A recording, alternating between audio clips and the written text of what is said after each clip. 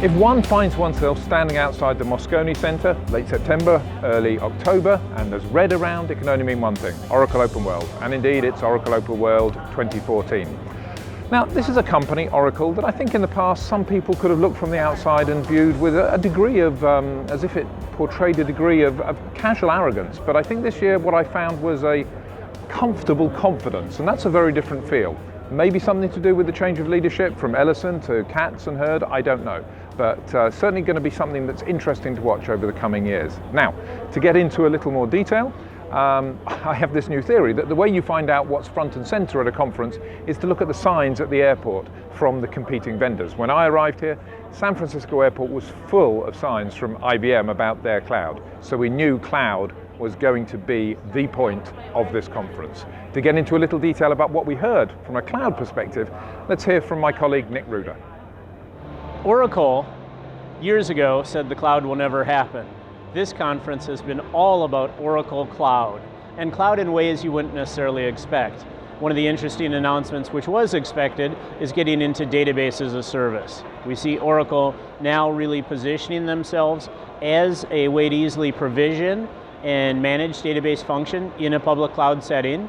We see them offering bridges from private cloud to that public cloud environment, effectively creating a true hybrid. One of their key mechanisms for that is using pluggable database technology, and they showed demos where a single command line could move the database from one environment to the other. Looked pretty slick, pretty seamless. We also now see Oracle moving into spaces you wouldn't quite expect as much, like infrastructure as a service. They're talking about wanting to be price competitive with offerings from Amazon and being able to really offer that base level platform as an on-ramp so that then they can build higher level services. Platform as a service has come up a lot. A lot of their middleware functions are really being migrated, being made completely cloud ready and cloud agnostic in these cases. And they've announced over 150 different SaaS applications they've spun up as well for different use cases, different verticals. So a lot of new cloud news from Oracle. I think they're making a serious big bet that the future is going to look like a combination of public and private cloud environments.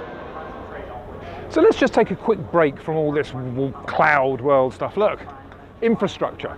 You've got to have infrastructure. I don't care whether it's cloud or a regular data center, you've got to have something to run it on. Obviously, there's a lot of infrastructure involved with Oracle these days. I'm the storage guy, so I'm going to focus on what they did from a storage perspective.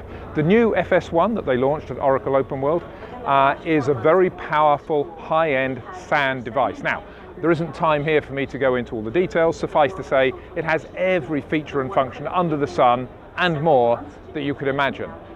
But what makes it really interesting and something worthy of both users' attention and certainly competitive vendor attention is the fact that, like everything else, it's integrated so that it runs better with Oracle databases, applications, and management suites. And that means it's something worth watching in terms of giving Oracle a significant leg up in its ability to be a major player in the SAN side of the business. One of the big themes of this show has been big data and analytics. Oracle has been talking for some time now about 12c and its in-memory option and how that's going to really accelerate the ability by storing data in two formats: a columnar store for analytics in memory and the traditional row-based environment.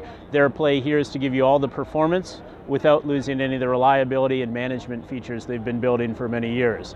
Feel they can keep out new competitors of the market that way. In addition, they're playing multiple angles in terms of what's the best mechanism to deploy big data.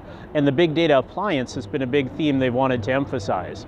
They've shown big data appliances right next to Exadata appliances and a sort of symbiotic relationship between the two, being able to work with Hadoop and NoSQL environments directly next to the traditional Oracle database and data warehouse environments.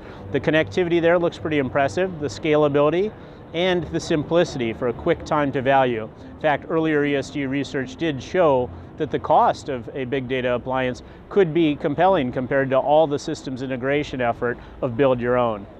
One of the other things we've seen a lot of emphasis on is big data SQL, where they're really looking at how you could use the SQL language that everybody's familiar with and built applications against, and use that to do analytics against both the traditional database and your big data sources. I think it's an interesting approach. It definitely leverages the skills in the market and really is going to show Oracle making a bridge to bring into the fold newer big data technologies, keeping Oracle at the core of the analytics and transaction processing environment.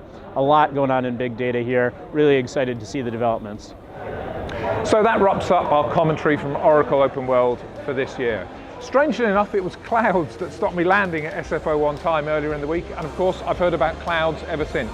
But in many respects, that's not a dramatic change for Oracle. They've been talking about convergence for many years, and really with cloud, they're just wrapping their arms around a bigger level of convergence. That's certainly one way of looking at it. And so for the company, pretty much business as usual, and a very confident feel to everything that they portrayed.